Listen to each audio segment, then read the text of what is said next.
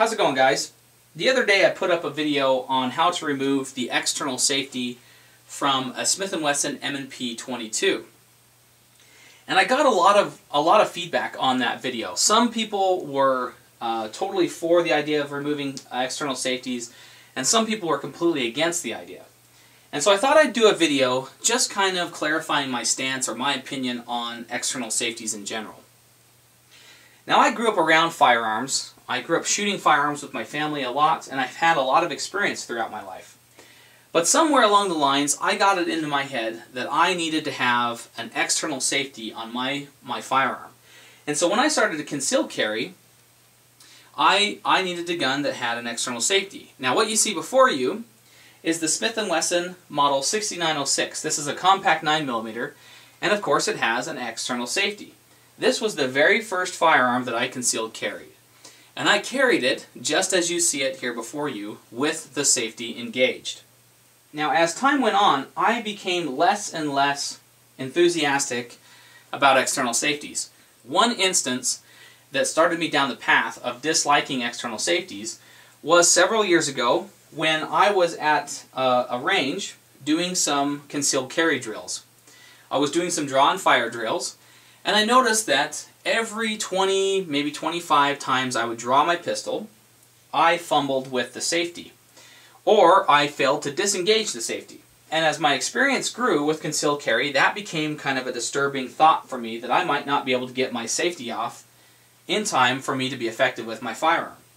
Included in that thought process was the fact that at the range, I was not under a life-threatening situation, nor was I having tons of adrenaline pumped into my system due to that situation. And so I figured that if I was missing my thumb safety 1 out of 20 or 25 times with no adrenaline, that number might come down to 1 in 5 if I'm in a life-threatening situation. And to me, that was completely unacceptable. And so my mind started moving away from the external safeties. Now, currently, I carry the Glock 19, which of course has no external safeties on the firearm whatsoever. But this is my current carry gun.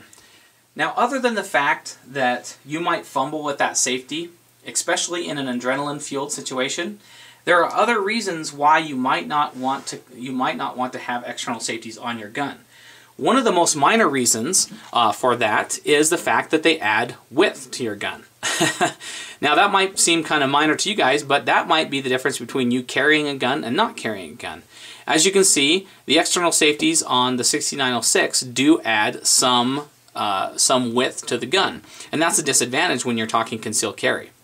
And another reason is that it gives you one more step between you being able to use your gun and not being able to use your gun. And so when you draw, you have to add that in as another step to thumbing your safety off. I know there'll be some that'll roll in and say, well, you can just train to bring your safety off of the gun. And that's okay. But the fact of the matter remains is that it's still one more obstacle you have to overcome before you can utilize your firearm. Now, there are other safeties as well. Another type of safety, let's roll in the XDM 45. This gun is a great gun and has no external safeties other than the grip safety that you see here. I haven't mentioned this, but all these guns are safety checked. I've done them off camera, so I'm not going to do them on camera here. I'm not going to take the time. Just know that they're all safety checked. So if I pull the trigger, don't worry about it. I've already made sure that they're all safe.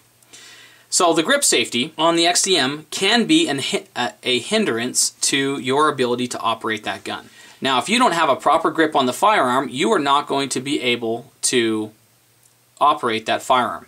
So in the XDM's case, if you don't have a grip on that grip safety, you cannot pull the trigger. Now, if I put the grip safety down, then you can pull and fire the gun. And some people will say, well, that's exactly what you need. You need the ability to have a complete grip on the gun in order for you to safely operate that firearm. And whereas that might be true in general, consider this as a possibility. If you are ever in a firefight where you have lost your ability to use your hands, if your hands become injured for some reason, and you cannot operate that gun with a normal grip, you will not be able to operate a gun with a grip safety. For instance, if you wanted to operate this gun upside down with your pinky, for some reason, you couldn't do that because the grip safety. If your hands are injured in such a way that you cannot operate that gun in a normal manner, this gun would become inoperable.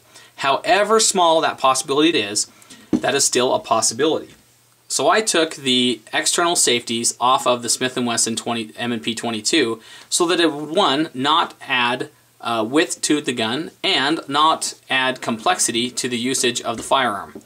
Now that being said, let me mention this. I would never modify a firearm's safeties in any way if it was a carry gun.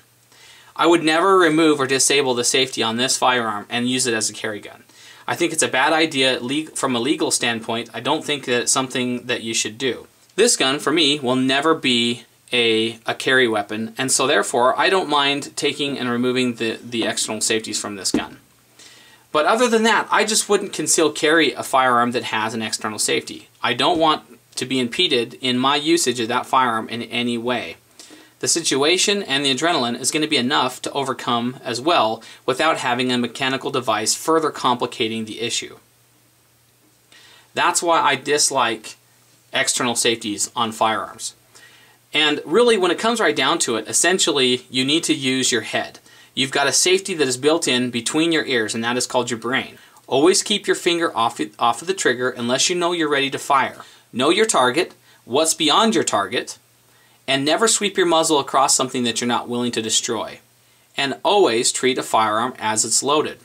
If you do those things, you will never have a problem or a need for an external safety. If you guys have any comments or questions, leave them down below. I'll try to get back to you if I can. Don't forget to thumbs up the video, share the video with your friends. It does help the video out, and it does help our channel grow, and I really, really, really appreciate it. And as always, guys, thanks very, very much for watching, and we'll catch you in the next video. See ya. As you can see, the internals are under tension. They want to come out by themselves. You don't need them to come out all the way. You just need them to come out enough to where you can get a hold of these little selectors. Now, you want to make sure that the safety selectors are in the fire position, because once they are off, there's nothing that's going to, there's nothing that you can grab onto to turn it onto the fire position. Now,